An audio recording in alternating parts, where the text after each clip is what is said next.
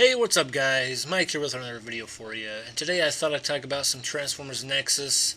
Just fill you guys in on what it's about. Since I don't have a trailer to show you, I thought I'd just have a discussion video on what the story's about and all that. The reason why I don't have a trailer at this point, I mean I'm 3 months out from the premiere of the series. I haven't shot anything yet because I've decided that I'm going to start a new era with Transformers Nexus, and that means I'm getting a new camera for this series alone. Because the camera I'm using right now is just out of date. It's 5 years old. The quality is not good anymore. It was 5 years ago. Now it's just not. It's not an HD camera. I need an HD camera for this series because I really want to. The blurriness of the past series like Requiem, Origins, and all the current ones I have right now is just kind of a distraction. So I want crisp, clear images in the series. So I think it's better to start anew with a brand new camera. So until I get a new camera, Transformers Nexus, we'll have to wait. Hopefully it'll be mid-January when I get a new camera. So we'll see. But until then, I have no footage to show you guys. So let's have a discussion video on what it's about, tell you guys the story. Don't want to give too much away because I like to surprise people with the story. I'm just like that. I don't like giving like the big plot points away. I've always been like that ever since I started doing this. But I will tell you what it is about. Instead of keeping the whole thing a big secret, I will tell you what the story is about. So here we go. So a Nexus is a power source that is connected to the Matrix. There are three of these: Alpha, Beta, and Omega.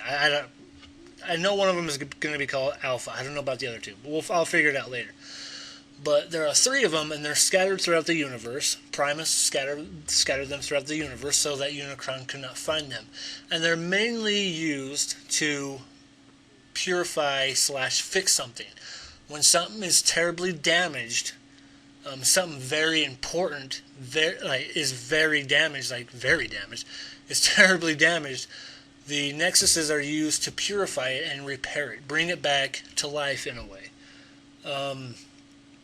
And that's pretty much what happens. Something bad on Cybertron happens, and when this terrible thing happens, the Nexuses will turn on. They'll send out a beacon to the Autobots, letting them know where they're at, so the Autobots can go get the Nexus and bring it back and repair whatever is damaged. Purify it, repair it, whatever. And obviously, you know where I'm going with this. Anybody who has a radar can read this signal. So you know who's going after the beacon as well as the Autobots. And I'm going to tell you right now, the one who gets the Alpha Nexus is Starscream. And at the point when he finds the Alpha Nexus, he's almost dead.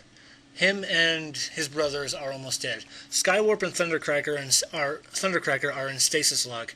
Starscream is barely alive, and he has the ability to feel anything related to the Matrix, because of what happened to him in TF1 when he interacted with the Matrix. He has a bit of the Matrix within him, so he's able to hear it when it calls out, in a way, if you understand that. He can hear the Matrix calling out to him, even though it's really not saying, hey Starscream, come get me. He can hear it calling out to whoever. If that makes sense to you, I don't know, but maybe it does, whatever, but he can hear it calling out. And he goes to find it. Ironically, it's on the same planet where he's at.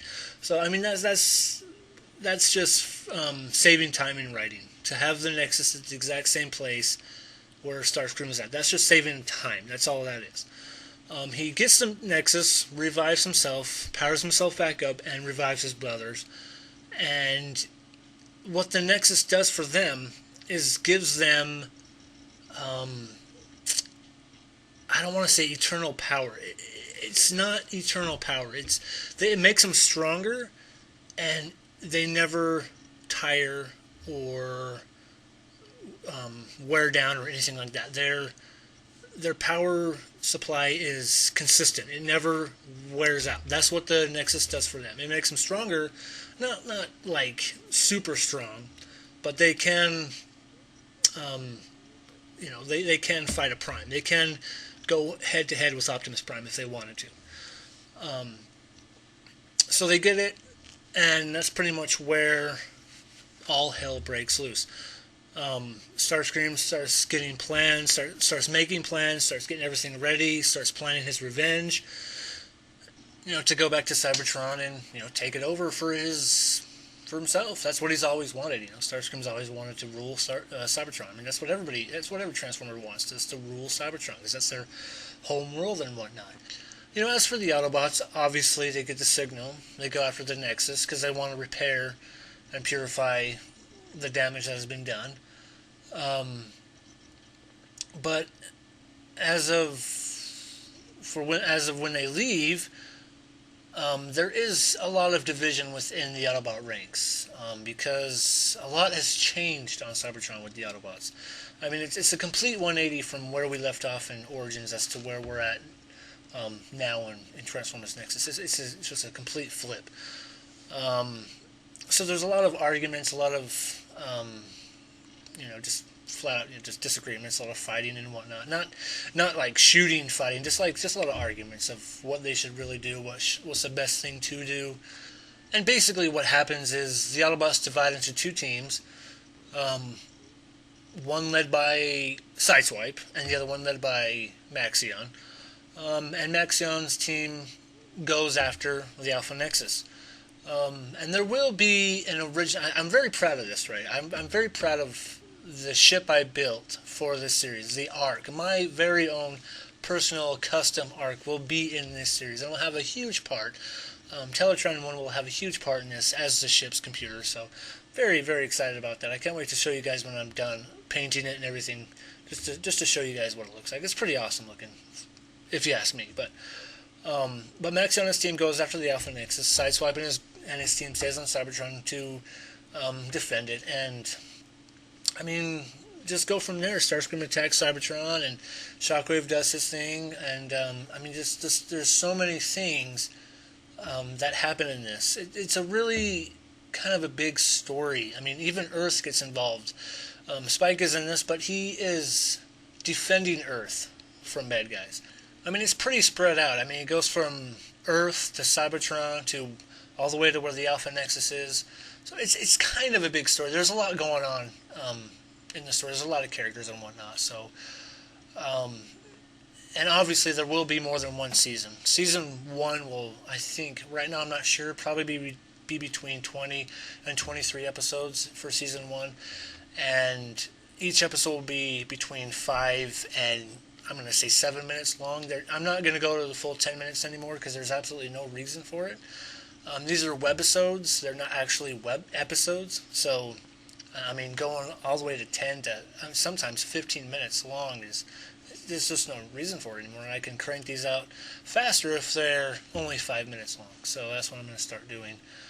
And I can't wait to start. So, I mean, that's the summary of the story. I hope I didn't give away too much. Obviously, you know that Starscream's the main villain. And I really hope what I've written for him, he can really shine, because Starscream, I mean, this is obviously just fan fiction. This has nothing to do with the shows of Transformers. It's not in the same canon. It's my own canon. So, but hopefully what I've written for him, he'll get to finally shine. I mean, in my book, I've never really seen him do anything spectacular other than getting his, butt kicked by Megatron or just being thrown around by somebody. Hopefully, what I've done for him, he'll be the definitive villain in the Transformers series. I mean, Megatron really is the definitive villain, but what Starscream does, what I have him doing in this series, hopefully will have him outshine Megatron just a bit. Hopefully, we'll see what you guys think. But I guess that's pretty much it. I haven't really given away anything, so but I just wanted to share with you guys what the story's about, and just want to get your feedback and whatnot. And hopefully by mid-January I'll have a new camera and I can start shooting this and get it out to you by mid-March. So, and I guess I should tell you guys that this series will be weekly, not monthly, so you won't have to wait an entire month for an episode. You don't have to wait 7 days. So, yeah. Alrighty, well, I guess that's pretty much it, you guys. Have a good day.